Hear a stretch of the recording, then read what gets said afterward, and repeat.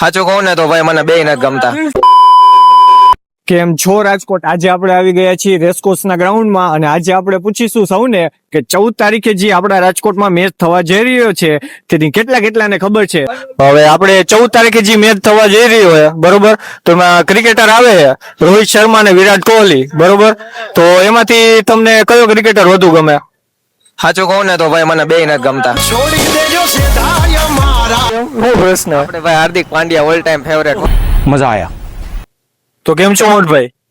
અરે એકદમ મજામાં. તમે કહો. હવે હું તમને એક પ્રશ્ન પૂછીશ બરોબર, કે 14 તારીખે આપણે જે મેચ થવા જઈ રહ્યો છે એમાં રોહિત શર્મા અને વિરાટ કોહલી આવે છે, તો તમે કેને સપોર્ટ કરશો? આપણે તો વિરાટ કોહલી ને.